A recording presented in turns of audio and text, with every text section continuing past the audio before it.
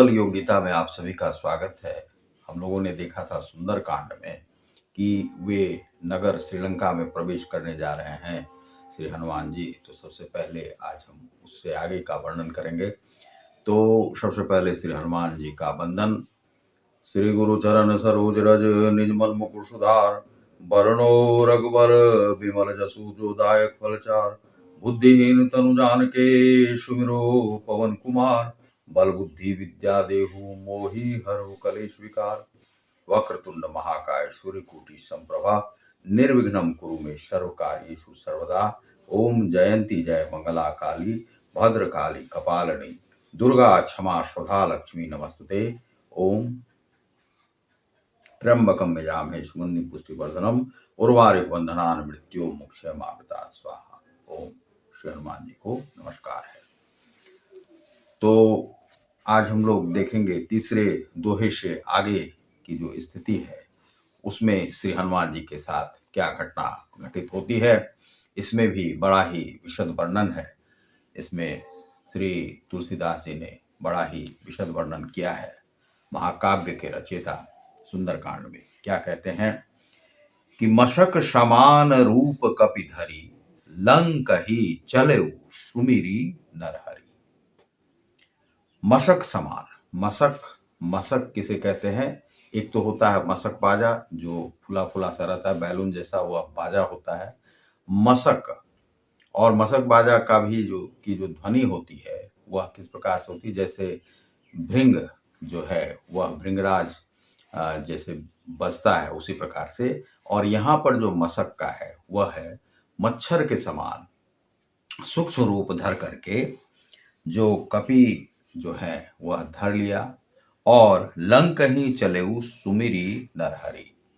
और जो श्री रामचंद्र जी हैं उनको सुमिर करके लंका के लिए वे निकल पड़ते हैं। नाम लंकनी एक निशिचरी, सो कह चले सु मोहि निंदरी। हनुमान जी की मच्छर के समान छोटा सा रूप धारण कर नर रूप से लीला करने वाले भगवान श्री रामचंद्र जी का स्मरण करके लंका को श्री हनुमान जी चले। लंका के द्वार पर लंकनी नाम की एक राक्षसी रहती थी। लंकनी, उसका क्या नाम था? लंकनी। वह बोली कि मेरा निरादर करके बिना मुझसे पूछे तुम इस नगर में कैसे प्रवेश कर सकते हो और कैसे प्रवेश करोगे, और निरादर करके जा रहे हो मेरा। वह जो लंकनी है, क्योंकि प्रारंभिक जो समय था उसमें प्रत्येक नगर के रक्षार्थ अनेक प्रकार के, और चूंकि राक्षसों का राजा था रावण, तो वह किसी राक्षस या राक्षसी पर ही विश्वास कर सकता था, और उसे नगर के रक्षार्थ लंकनी को रखा था जो नगर की रक्षा करती थी। कहाँ चला जा रहा है यह हनुमान जी को उसने कहा, लंकनी ने। तो लंकनी ने जब उन्हें आवाज दिया कि तुम मेरा निरादर करके कहाँ जा रहे हो, जान ही नहीं मरमु सठ मोड़ा, मोर आहार जहां लगी चोड़ा। मुठिका एक महाकपि हनि, रुधिर बमत धरणी धनमणि। हे मूर्ख, तू मेरा भेद नहीं जाना, और तुम जहां तक जितने चोर हैं वे सब मेरे आहार हैं। जितने भी लोग हैं जो चोरी करके भी प्रवेश करते हैं वह भी मेरे आहार हैं। लंका में जो प्रवेश करने वाले चोर आदि हैं। महाकपि हनुमान जी ने उसे एक घूंसा मारा, और जिससे वह खून की उल्टी करती हुई पृथ्वी पर लुढ़क पड़ी। जब हनुमान जी जाने लगे तो उसने कहा कि चोर के समान तुम कहाँ प्रवेश कर रहे हो, और जहां तक यह है कि इस लंका में जो भी प्रवेश करता है वह लंकनी का आहार रहता है। चोर के रास्ते से भी जाने वाला तो वह तो ज्यादातर जो है सो मेरा आहार बनता है, चोर के समान घुसने वाला। तो तुम जो चोर के समान जा रहे हो तुम तो मेरा आहार हो। लेकिन यह सुनते ही चोर शब्द हनुमान जी ने उन पर एक मुष्टिका का वार किया। मुष्टिका मारने के बाद वह खून की उल्टी करती हुई गिरी, और पुनि संहारी उठी सो लंका, और पुनः उसने स्वयं को संभाल लिया लंकनी ने। जोड़ी पानी, पानी मीन्स हाथ, दोनों हाथों को जोड़ करके वह निवेदन के साथ वह कहने लगी, क्या कहने लगी? कर विनय सशंका, वह सशंकित होकर विनय करती है, क्या करती है? प्रणाम करके, कि जब रावण ही ब्रह्म बर दिन्हा, चलत बिरंची कहा मोहि चिन्हा। तो वह लंकनी फिर अपने को संभाल कर उठी और डर के मारे हाथ जोड़कर विनती करने लगी। वह बोली कि रावण को जब ब्रह्मा जी ने वर दिया था, तब चलते समय उन्होंने मुझे राक्षसों के विनाश की यह पहचान बता दी थी। और क्या पहचान दी थी ब्रह्मा जी ने? और उसने बता दिया था वरदान देते समय कि क्या बता दिया था? कि विकल होशी तय कपि के मारे, तब जाने सु निश्चर संघारे, तात मोर अति पुण्य बहुता, देखऊं नयन राम कर दूता। तो उसने कहा, क्या कहा? कि विकल होशी तय कपि के मारे, कि ब्रह्मा जी ने कहा कि जब तुम्हें कोई कपि आकर मार दे, कपि अर्थात जो हनुमान जी हैं, कपि हैं कपि के रूप में, और वह तुम्हें मार दे, तो तब तुम समझ जाना कि इस लंका में जो रहने वाले जो निशाचर हैं, निशाचरी हैं और जो राक्षस हैं, उनके जाने का समय आ गया। और आज जो है सो तुम कपि के रूप में तुमने मुझे मुष्टिका मारा, और आज मैं समझ गई हूं कि तुम ही वह संहारक हो। तात मोर अति पुण्य बहुता, और मेरा यह पुण्य है कि हमने तुम्हें देखा है। देखऊं नयन राम कर दूता, और इसी नयन से हमने उस राम के दूत को देखा है जो कि हनुमान जी हैं। राम के दूत के रूप में वह लंका में प्रवेश कर रहे हैं, और वहां की जो लंकनी है उससे उनकी झड़प हुई और मुष्टिका मारा और वे प्रवेश कर गए। तात स्वर्ग अपवर्ग सुख, धर्य तुला एक अंग, तुलना ताही शकल मिली, जो सुख लब सत्संग। यहां पर कहा गया है कि हे तात, स्वर्ग और मोक्ष के सब सुखों को तराजू के एक पलड़े पर रखा जाए, तो भी वे सब मिलकर दूसरे पलड़े पर रखे हुए उस सुख के बराबर नहीं हो सकता है जो लव अर्थात जो क्षण है, जो समय है, जो पल है, मात्र के लिए भी यदि सत्संग हो जाता है। अब यहां पर सत्संग का वर्णन है। सत्संग क्या है? सत्संग, सत्संग कौन कर सकता है? जो सत्संगी हो। सत्संगी कौन है? कौन सत्संगी है? सत्संगी अर्थात वह संगी का जनक भी हो सकता है, और सत्य मीन्स यहां पर सत्य का उद्धारक भी हो सकता है। जो सत्य का अन्वेषक है वही सत्संगी है। और जो सत्य का अन्वेषक है, तो समाज में ऐसे कितने लोग हैं जो सत्य के अन्वेषक हैं? तो सत्य के अन्वेषक यहाँ पर ये हनुमान जी भी सत्य के अन्वेषक हैं, क्योंकि सत्य की खोज में वे निकले हैं। सीता जी को ढूंढने जा रहे हैं। और सीता जी कौन है? वह किसी महान व्यक्ति की पत्नी है, धर्म पत्नी है, और धर्म पत्नी का हरण अर्थात किसी धर्म का हरण कर लेने वाला जो है वध के तुल्य है। उसे उसका वध जो है किया जाएगा, धर्म का हनन करने वाला। तो वह जो है धर्म संगनी है, धर्म के साथ धर्म पत्नी के रूप में श्री राम जी की पत्नी जानकी माता है। उनके ही अन्वेषण के लिए, सत्य के अन्वेषण के लिए हनुमान जी जा रहे हैं। और सत्य का जो है अन्वेषण करना, और समाज में कैसे लोग होते हैं, चाहे वह पत्रकार हो या जो सत्य के साथ रहने वाला जो अन्वेषक है, जैसे प्राध्यापक है, शिक्षक है, गुरु है, मार्गदर्शक है, ये सभी सत्संगी हैं, साधु और इस प्रकार के भी लोग हैं जो सज्जन हैं, साधु हैं, धर्म के अन्वेषक हैं, धर्म के साथ रहते हैं और वे हमेशा ऐसे व्यक्तियों को प्रश्रय देते हैं जिनका कि कोई सहायक नहीं होता है और जो सत्य का अन्वेषक होता है उनके साथ समाज भी कई बार साथ नहीं देता है।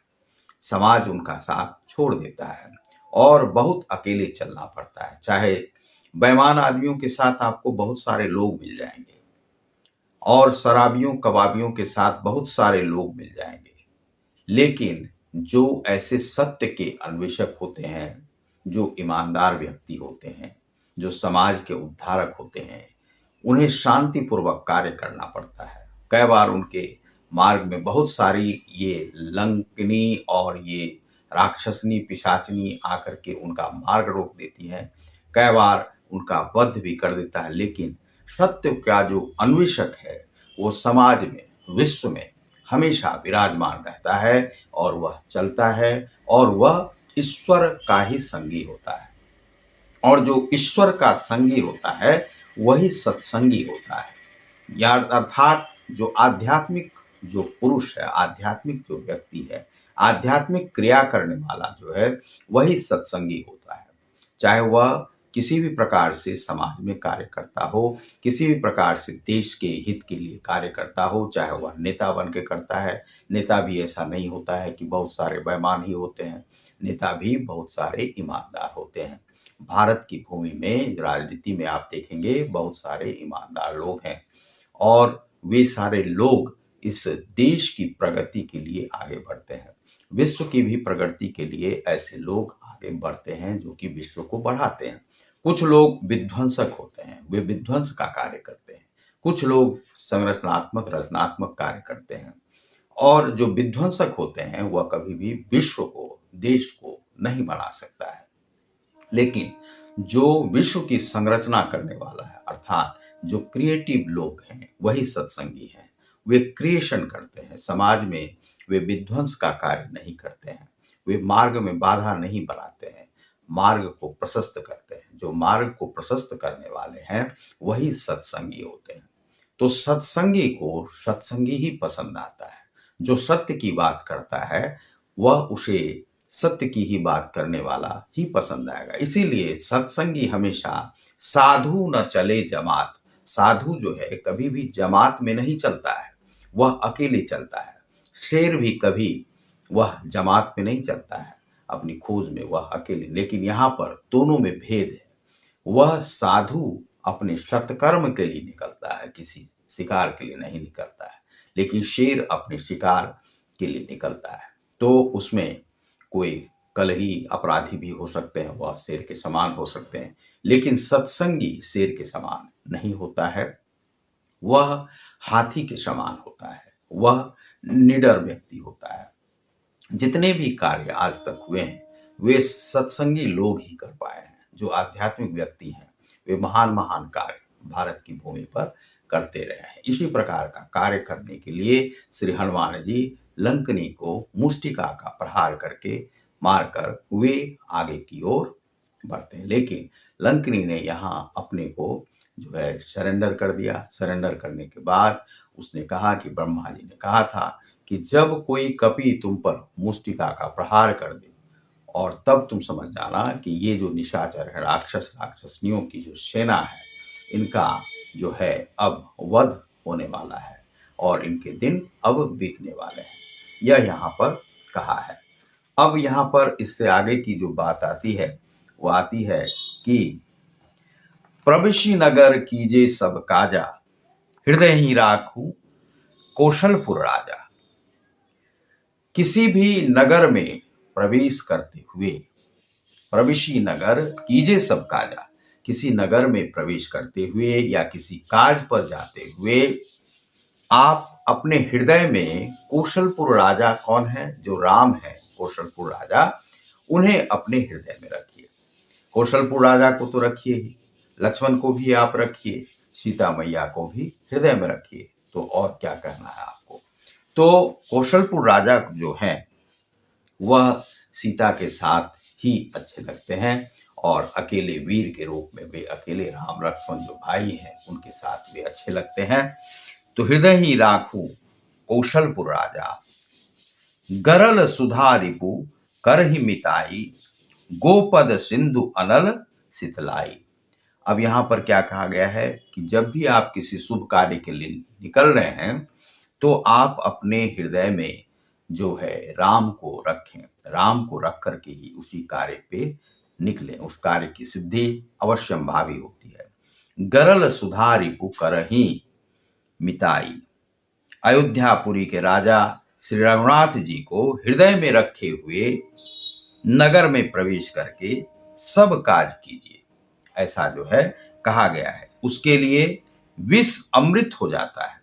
गरल, गरल मीन्स विष, विष जो है वह अमृत के समान हो जाता है। सुधा अमृत, रिपु शत्रु दुश्मन, और करहि मिताई, और जो रिपु जो है वह आपको मित्रवत व्यवहार करने लगेगा, तो मित्रता करने लगते हैं। समुद्र गाय के खुर के बराबर हो जाता है, अग्नि में शीतलता आ जाती है, अग्नि शीतल के समान हो जाता है, शीतलता आ जाती है। और गाय के खुर के समान क्या हो जाता है, तो वह जो समुद्र भी हो जाता है। तो समुद्र का लंघन करने के लिए वे लंका में प्रवेश कर रहे हैं, तो कह रहे हैं कि प्रविशि नगर कीजिए सब काजा, हृदय ही राखू कौशलपुर राजा, गरुड़ सुमेरु रेणु समताही, राम कृपा करी चितवा जाही, अति लघु रूप धरेउ हनुमाना, पैठा नगर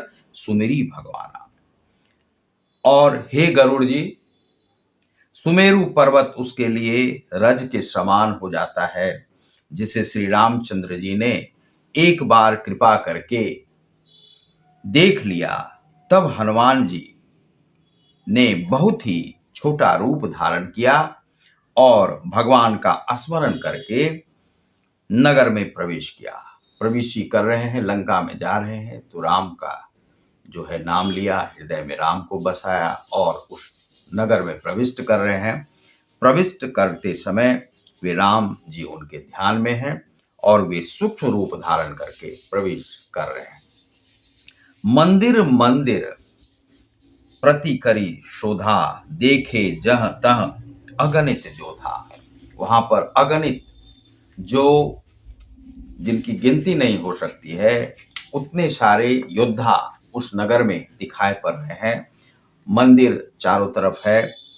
गयऊ दशानन मंदिर माही, अति विचित्र कहीं जात सुनाही। उन्होंने एक एक प्रत्येक महल की खोज की, जितने भी मंदिर बने हुए थे, महल बने हुए थे, सबकी खोज की। जहां तहां असंख्य योद्धा जो हैं उन्हें दिखाई पड़ते हैं। फिर वे रावण के महल में भी चले गए। वह अत्यंत विचित्र था, वह महल जिसका वर्णन नहीं हो सकता है। और शयन किए देखा कपिते ही, मंदिर महुना दीख विदेही। वहां भी वैदेही जो सीता मैया हैं वह दिखाई नहीं पड़ती हैं, और हनुमान जो हैं सभी जगह खोज रहे हैं कि कहां पर सीता मैया हो सकती हैं। भवन एक पुनीत दीख सुहावा, हरि मंदिर ता भिन्न बनावा। हनुमान जी ने उस रावण को शयन किए देखा। रावण सो रहा है अपने भवन में, परंतु महल में जानकी जी नहीं दिखाई पड़ी। सूक्ष्म रूप धारण किए हुए हैं और वे सभी जगह, दिव्य दृष्टि है उनकी। हनुमान जी जैसी दृष्टि शायद ही किसी की हो, चूंकि वे भक्तों के भक्त है, महाभक्त हैं, महावीर हैं। ऐसे हनुमान जी ढूंढ रहे हैं सीता मैया को। एक दूत ऐसा जो एक देश में गया है अकेला, वह कितना वीर होगा, महावीर होगा, आप समझ सकते हैं। तो वहां पर जो है महल में रावण तो सोता हुआ दिखाई पड़ा, लेकिन सीता मैया नहीं है। फिर एक सुंदर महल दिखाई दिया। वहां उसमें भगवान का एक अलग मंदिर बना हुआ था। वहां पर भी एक मंदिर था बना हुआ। उसके आगे का वर्णन है यह दोहा, रामायुध अंकित गृह शोभा, वर्णि न जाय, नव तुलसी का वृंद ता देखी हरस कपिराय। वह जो भवन था, एक अलग जो मंदिर नुमा महल दिखाई पड़ा, वह महल श्री रामचंद्र जी के आयुध धनुष बाण के चिन्हों से अंकित था। उसकी शोभा वर्णन नहीं की जा सकती है। वहां नवीन नवीन तुलसी के वृक्ष समूहों को देखकर कपिराज श्री हनुमान जी हर्षित हुए। यहाँ पर जो हनुमान जी हैं, वे वैष्णव भक्त हैं, क्योंकि वैष्णव के ही अवतार में, विष्णु के अवतार में ही श्री रामचंद्र जी इस पृथ्वी पर अवतार लेकर आए। नरहरि हैं वे, और हरि के ही दूसरे रूप हैं। और उन्होंने यहाँ पर जो है विष्णु के अवतार के रूप में, तो श्री हनुमान जी जो हैं विष्णु के ही पूजा करते हैं, भक्ति करते हैं, और राम के महाभक्त हैं। उन्होंने देखा कि तुलसी का जो वृंदा का जो वृक्ष है, वह आंगन में उस भवन में लगा हुआ है। अब आप समझ सकते हैं, यहाँ पर एक क्वेश्चन मार्क है कि यह किनका भवन हो सकता है। लंका में ऐसे कौन से व्यक्ति थे जिनके भवन में जो वृंदा और विष्णु और रामचंद्र जी का जो साक्षात जो धनुष बाण है वह दिखाई पड़ सकता है। तो राम को भजने वाले भी एकाध लोग वहां पर थे। वे कौन थे, और वह आगे हम लोग वर्णन देखेंगे। तो उन्होंने देखा, लेकिन कहीं पर भी श्री हनुमान जी को सीता मैया भवन में नहीं दिखाई पड़ी, क्योंकि जब हनुमान जी उन्हें लेकर आए तो यह हो सकता था कि भवन में रखा जाता या विवाह करने की नीति से। लेकिन ऐसा है कि रावण भी महापंडित था, और वह यदि अपने भवन में सीता मैया को रखना चाहता तो रख सकता था अपने ताकत के बल पे, लेकिन उसने ऐसा नहीं किया, और उसने अपने धर्म नीति के अनुसार उसे एक वन में छोड़ दिया, जो अशोक वाटिका के नाम से जानी जाती है। तो उस वाटिका में उन्हें छोड़ दिया, और मंदोदरी आदि ये सब जो भी हैं, राक्षसी वगैरह, इन सबको उनकी परिचारिका बना करके वहाँ पर रखा गया कि जब भी यह मान जाए तब ऐसा करना, क्योंकि अब इतने जोजन किलोमीटर दूर पे कौन उन्हें देखने के लिए आएगा। और रावण को यह विश्वास नहीं था कि राम कभी यहाँ तक प्रवेश कर सकता है, क्योंकि उसकी जो शक्ति थी भारत से कहीं ज़्यादा थी। लेकिन राम यहाँ के राजा थे, और राम आतताई नहीं थे, वह राम राज्य के संस्थापक थे। लेकिन जो रावण था वह आतताई था, आतताइयों का गुरु था, आतताइयों का वह महाबलिष्ठ सेनाओं का, राक्षसों का जो है राजा था। तो राक्षस कैसे हो सकते हैं, आप समझ सकते हैं। लेकिन भारत भूमि क्या है, मानवों की यह धरती थी, मानवमयी था, राममयी था यह धरती। यहाँ पर जो है राम राज्य था, किसी के लिए कोई अन्याय नहीं करता था, और सभी लोग संपन्न थे, सब लोग अपने अपने कार्य में थे लगे हुए। गरीबी भी थी तो वे गरीबी को मानते नहीं थे, अपने अपने कार्य में थे, सबके हाथ में रोजगार था। और जो चाहे वह नाविक हो तो नाविक मल्लाह अपना कार्य करते थे।